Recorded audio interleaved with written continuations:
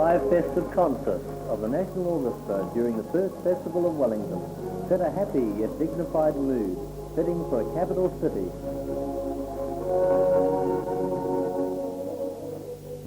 Wellington is a city full of life and beauty. Proud hills fringing a magnificent harbour make a grand and rugged sight for this city poised between north and south. Too long has Wellington been termed a grey city with grey streets. Fine buildings reach skyward, and new buildings are rapidly changing the skyline in this progressive city.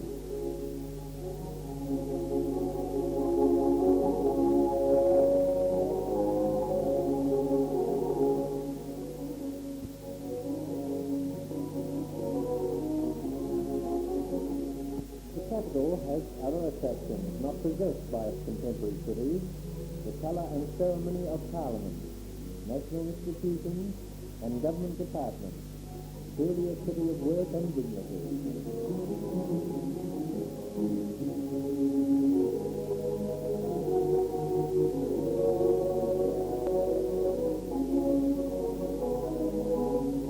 Mindful of these facts and wanting to make them known more widely, the Wellington City Council stepped out to honour the capital city by promoting the biggest community project yet, the 1959 Wellington Festival. The program was planned to comprise a wide variety of cultural, social and sporting events calculated to interest everyone. The scope was immense and the response from all groups was enthusiastic.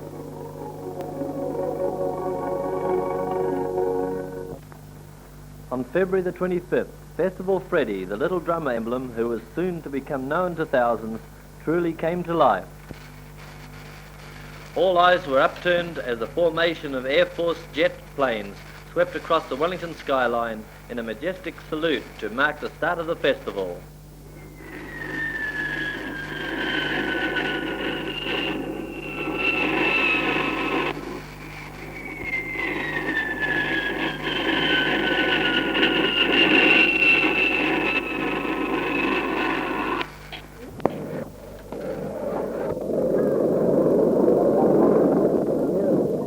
An air of expectancy hung over the thousands gathered in the city streets. They had come from near and far to take up vantage points. They perched precariously on buildings, vehicles and rooftops to await the start of the grand procession. Distant cheering announced the big moment was at hand.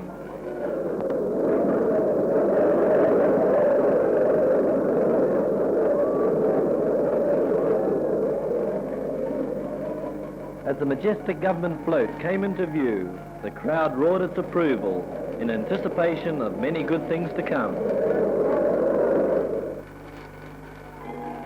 The amusing Council Dragon was an immediate favourite, especially with the children, and richly deserved the first prize for humorous exhibit.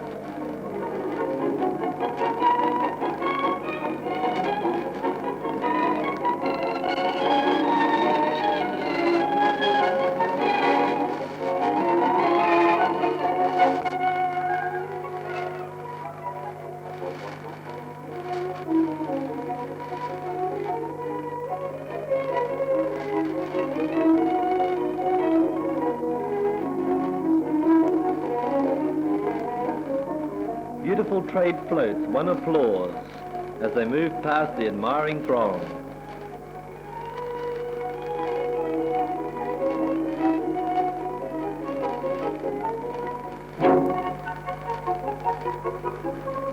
Gay scenes of variety and clowning followed.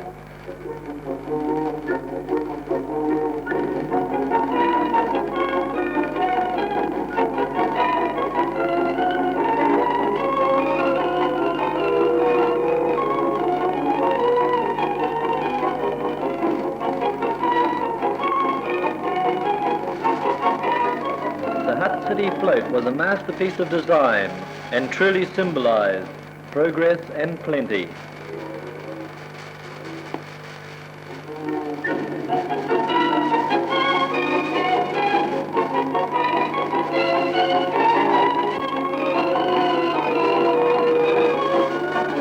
The Education Department's float, with a company of school children, was an impressive exhibit and well received by the onlookers.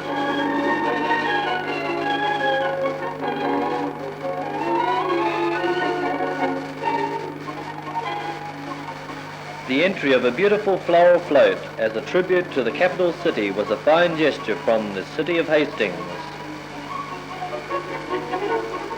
The prize-winning Greek float was an unsurpassed example of classical grace and beauty.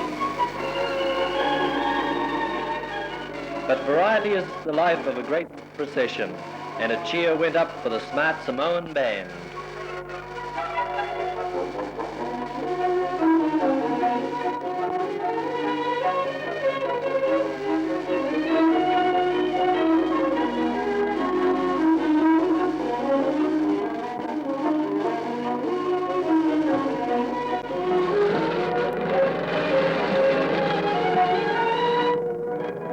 Never had the streets of Wellington seen a more vivid display than that of the Chinese community, an indication of the support the festival was to receive from many interested national groups. The traditional Chinese dragon attached to the group was of special delight to the crowd.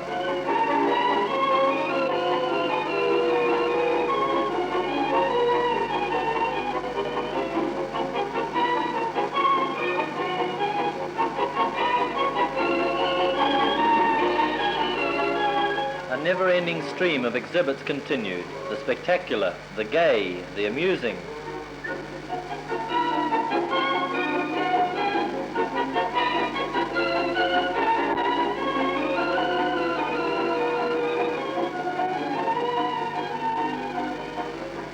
Everyone was in festive mood, and those on the floats were enjoying themselves as much as the wide-eyed onlookers. In a festival of the capital city, it was obvious that the Big Eds would take a prominent part.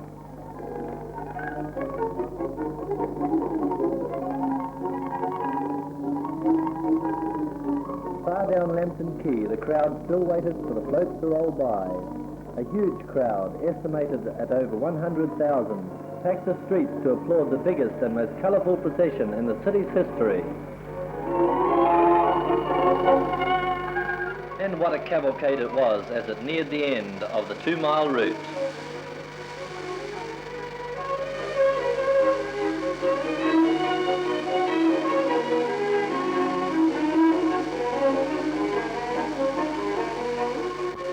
It was a day of friendliness, and the crowd was well behaved. Children were kings and queens for a day, and adults made certain that they saw as much of the show as could be seen.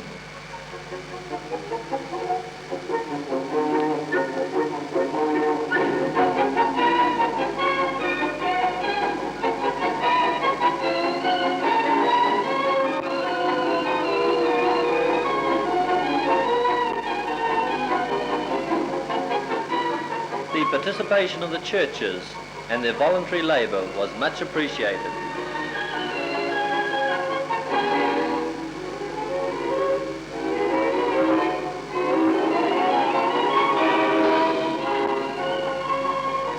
Yes, everyone enjoyed the show, a wonderful fiesta that reminded Wellington people that they lived in a pleasant community.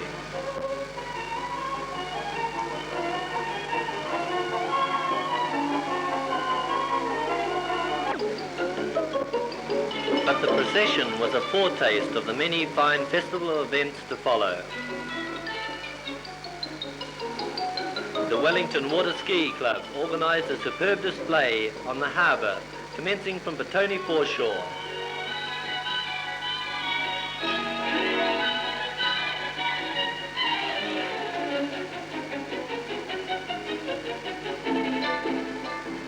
Thousands watched as the boats and skiers took to the water, a new sport in Wellington that has rapidly gained popularity and made itself at home on the fine stretches of water of Wellington Harbour.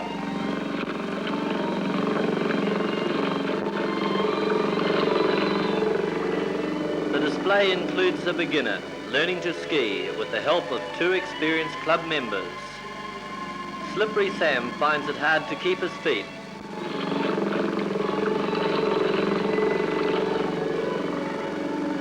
But he'll soon learn, and even the good ones taking a ducking now and then.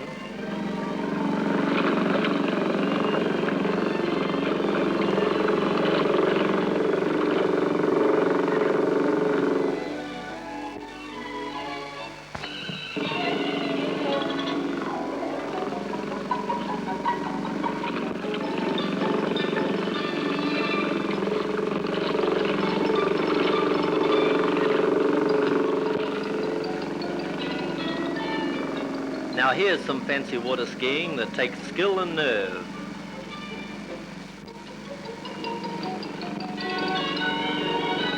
Perfect balance and a thrill to watch.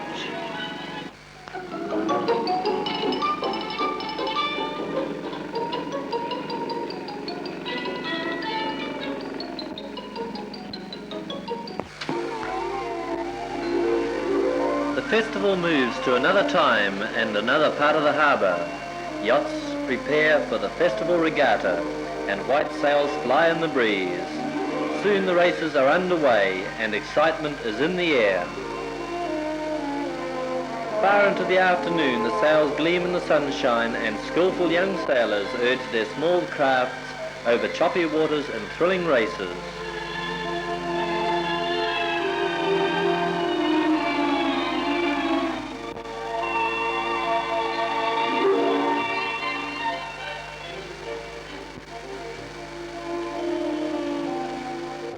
Nearby, the warships HMAS Swan and Carnary rest at Clyde Quay Wharf, where crowds gather to inspect them during their courtesy visit to the capital.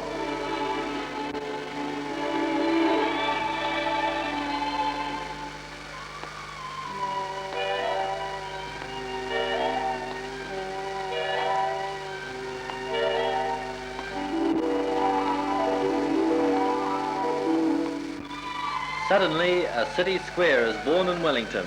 Civic Square, with its newly erected festival sound shell, soon becomes the focal point of all festivities in the town.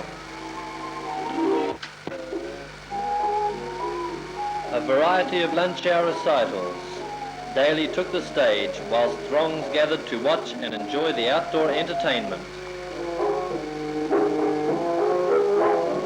Here, the Kinneret dance group performs Israeli dances depicting the cycle of life on the land today in Israel, the same pattern as in biblical times.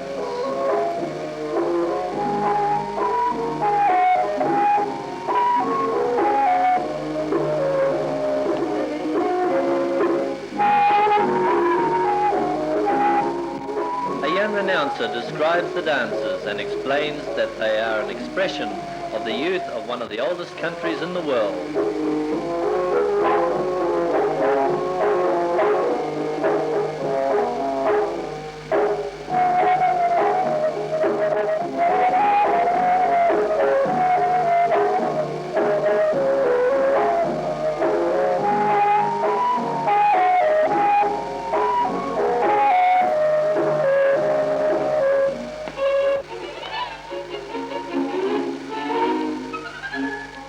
Yes, Civic Square has become the heart and soul of the festival and a fitting place to demonstrate our civic pride.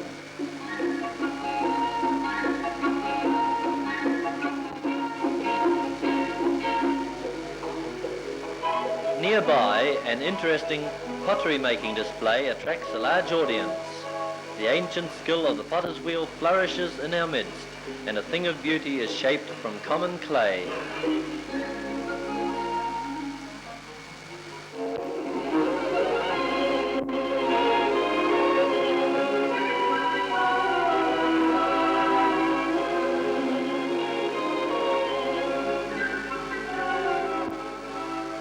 In the waters of Oriental Bay, the Wellington Underwater Club demonstrated some of its activities and equipment as a special festival attraction.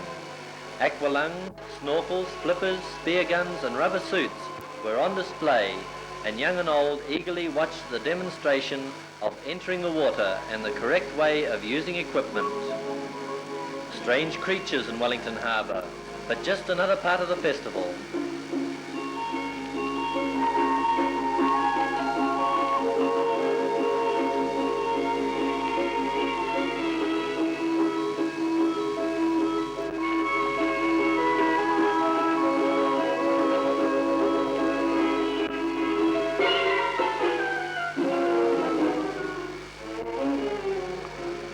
Sporting events were high on the calendar of festival attractions, and one of the most important was the primary school swimming championships at Thorndon Baths, where events were keenly contested.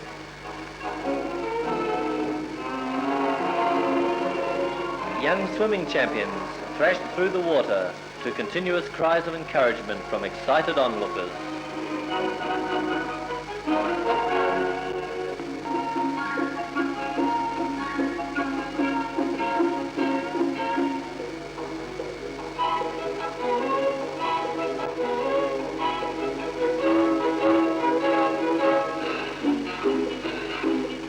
At last, the prize presentation, and the proudly winning relay race team accept the coveted cup.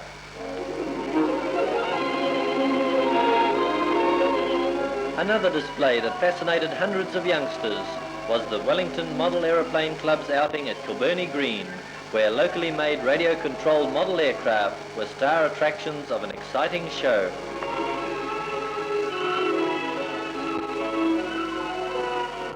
More than 4,000 people attended the Festival Feast of Cricket at the Basin Reserve to see a side organised and led by the Governor-General Viscount Cobham play a specially selected Wellington team.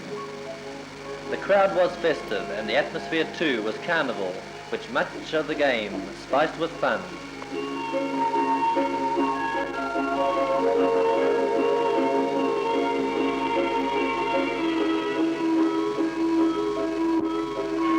Much of the game revolved around the Australian golden boy of cricket, Keith Miller, who had come to play at the invitation of the Governor-General. He bowled and batted majestically and thrilled the crowd with many a brilliant stroke. It was indeed a great day at the Basin, one that sportsmen will remember for a long time. Marching and playing with confidence and precision, the City of Wellington Highland Pipe Band convincingly won the major event at the Provincial Pipe Band Contest at the Recreation Ground Lower Hutt. A flood of 8,000 spectators were greatly impressed by the high standard of this festival occasion.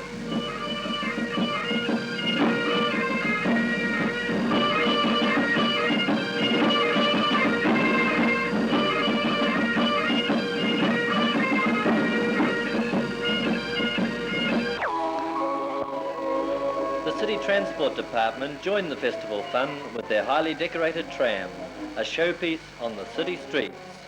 Even more popular were the special sightseeing bus tours arranged by the Transport Department, leaving daily from Post Office Square. Only on such a tour can the real natural beauty of Wellington be seen and appreciated. Away through the city streets, gay festival signs are to be seen on many buildings and business premises.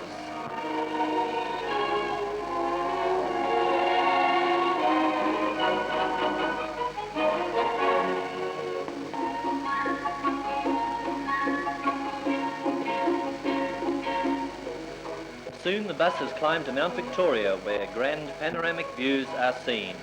Far below, thousands pack the Basin Reserve to watch the MCC cricket match.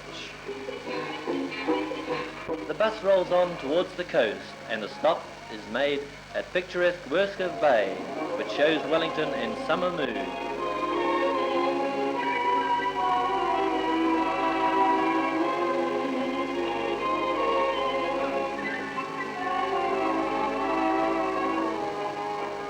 On again past the famous heads guarding the entrance to the harbour and along the picturesque bays of the world-renowned Marine Drive.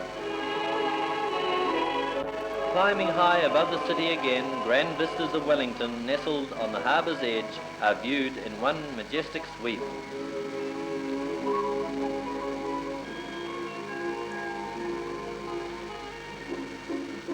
Descending once more, a call is made at the lovely Botanical Gardens, a spot that has a special place in the hearts of Wellington people.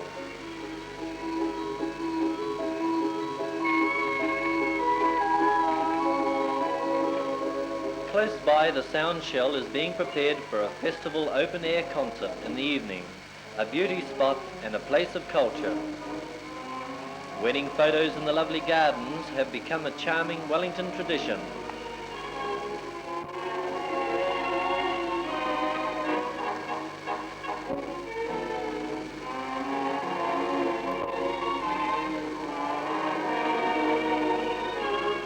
Back in Civic Square, the sightseeing tour concludes as the bus salutes the impressive new city building adjoining the Wellington Town Hall.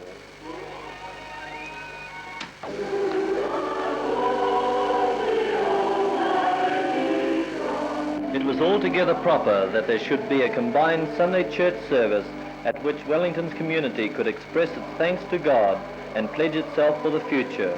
The hymns and anthems during the service were led by a combined choir from Wellington churches, and the lessons were read by the Governor-General, Lord Cobham, and the Mayor.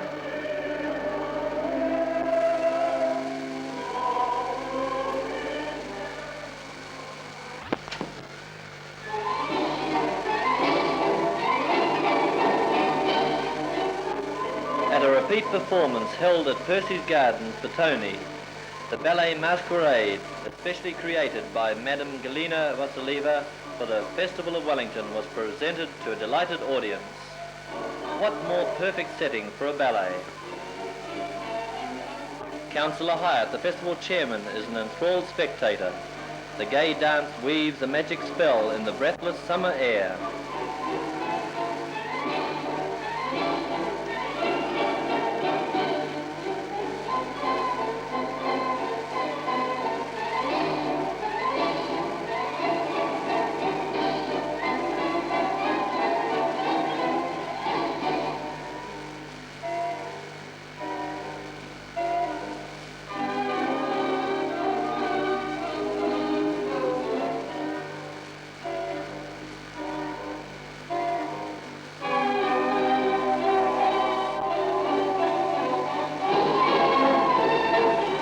Highlight of the performance was the carnival atmosphere of the ballet, and the audience soon found themselves swept into the mood of a Mardi Gras.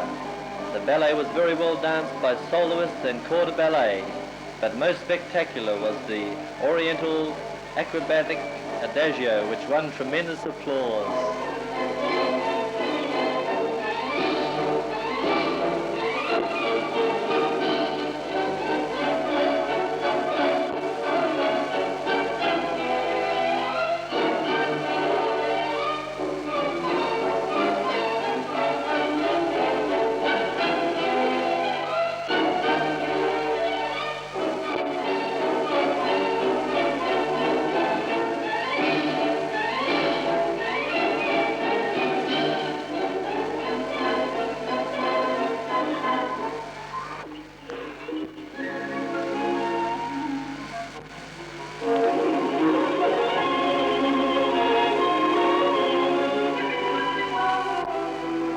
When evening came, Festival Wellington became a fairyland of lights, and the city night shows took the stage.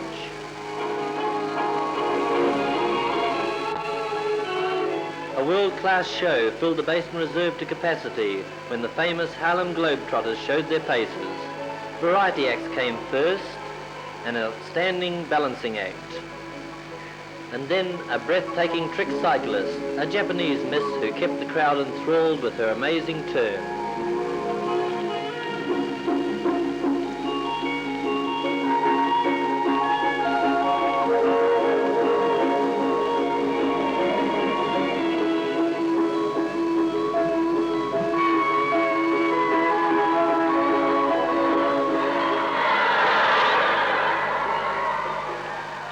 At last the Globetrotters filled the stadium with a fantastic basketball and played by the world's most unique team. Straight play, trick play, fast play and humorous play. It was all there to see and enjoy.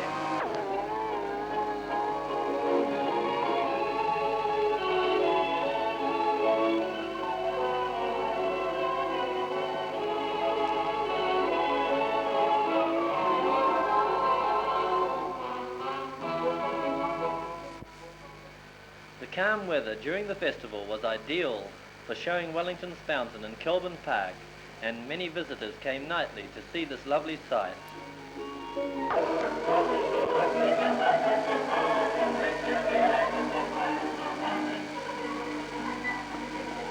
Of special interest in the cultural field was the Gilbert and Sullivan opera, The Gondoliers, staged by a cast of 90 Wellington secondary school pupils, the largest amateur stage cast ever to present opera in New Zealand. A glittering production with fresh young voices, it was generously supported by large audiences throughout the festival.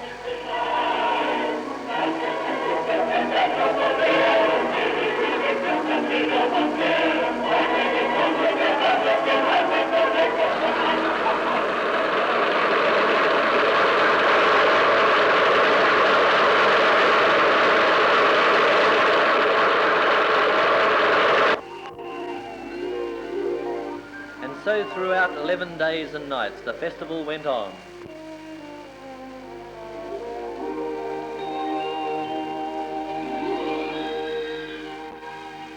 Many special art exhibitions were shown during the festival. The new Lambton Gallery featured paintings of Wellington City and Harbour by the city's own artists.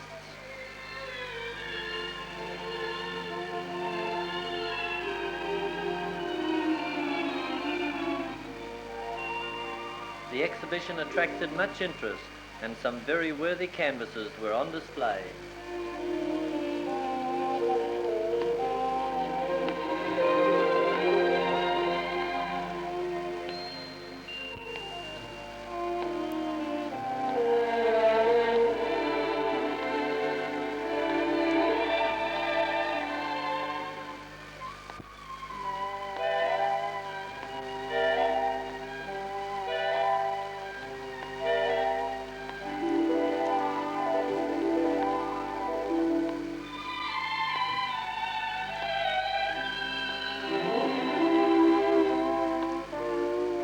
In the still evening air, the lilt of Scottish country dancing is heard.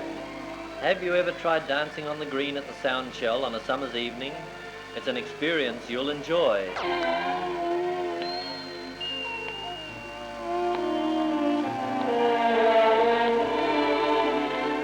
And now it's the Festival of Wellington Ballroom Dancing Championship seen in the Empress Ballroom.